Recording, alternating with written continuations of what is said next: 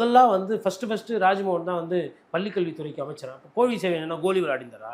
அதுக்கப்புறம் முதல் தலித் அமைச்சர் வந்து அண்ணன் தான் பெண் ஆக்குறாரு. அப்போ சத்யவாணி மூர்த்தி யார்? அதுக்கப்புறம் பெண்லேயே வந்து இளம் வயதிலே வந்து அமைச்சரவை ஆக்கிறார். அப்போ வளர்மதி யார்? வளர்மதி என்ன வயசில் அமைச்சரானாங்க தெரியுமா?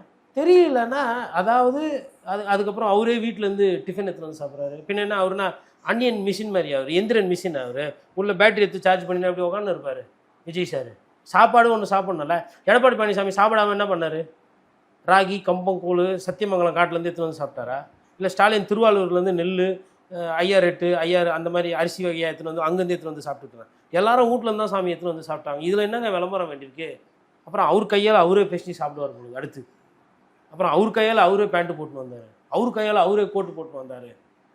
இன்னொரு காட்சி பார்க்குறேன், சட்டமன்ற செக்ரட்டரியேட் உள்ள சுற்றி போகிறார் முதலமைச்சர். அரசு ஊழியர்கள் ஒரு 50 பேர், ஐயோ விஜய் சார், டேய் நீங்களாம் அரசு ஊழியரா? தேட்டரில் படம் பார்க்குற மாதிரியே பண்ணுறீங்களே செக்ரட்டரியேட்டில்.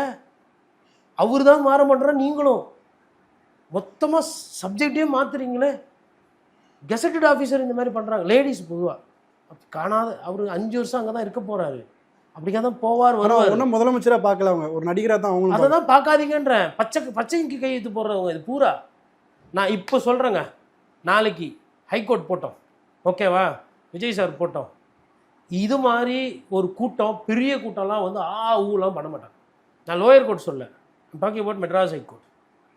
சட்டமன்றமும் ஃபோர்த் இன்சார்ஜும் மெட்ராஸ் ஹைகோர்ட்டும் கிட்டத்தட்ட ரெண்டுமே பெரிய அலுவலகம். ஓகே, மெட்ராஸ் ஹைகோர்ட் உள்ள சேம்பர்ஸ்க்கு அந்த பக்கம்லாம் விஜய் சார் நடந்து போட்டோம். As a CM you can go, ஓகேங்களா. சும்மா சுற்றி பார்க்குறதுக்கு இல்லை, எல்லாம் கரெக்டாக இருக்கா, கோர்ட்டு கேம்பஸ் நல்லா நீட்டாக இருக்கா, பிடபிள்யூடி மினிஸ்டர் கூப்பிட்டுட்டு போகலாம். அவர் அப்படி போகும்போது இந்த மாதிரி வழக்கறிஞர்கள் நடந்துக்க மாட்டாங்க. படிப்பு அப்படி. இப்போ இவர் கோட் ஷூட் போட்டால் என்ன அர்த்தம்? ஃபாரின் அரசியல்வாதி மாதிரி இருக்கிறார். ஃபாரினில் விளாடிமிர் புட்டினோ இல்லை வந்துட்டு ஜார்ஜ் புஷ்ஷோ இல்லை இப்போ இருக்கிற ஒரு ட்ரம்ப்பு போகிறாங்கன்னா யாரும் அப்படிலாம் இன்னைக்கு தேதியில் அவர் அரசியல் ஆளுமை, இன்னைக்கு தேதியில் அவர் முதலமைச்சர். நடிகராக பார்க்குறத நிறுத்திக்கணும், முதல்வராக பாருங்கள்.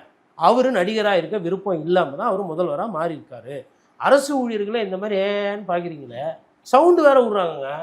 அதே இடத்துல வேறு யாருன்னா முன்னாடி காலத்துலலாம் சத்தம் மாட்டாங்க, சைலண்ட்டாக பேசுங்க, மினிஸ்டர்ஸ் வந்து போகிற இடம் சிஎம் ஆஃபீஸ் இருக்குது, லோவாக பேசுங்க, ஃபோனை சைலண்ட்டில் வைங்க, இப்படிலாம் பேசுவாங்க அந்த இடத்துல. இப்போ நான் விட்டா சாபூத்திரி போட்டு விளாடுவாங்க பொழுதுங்க.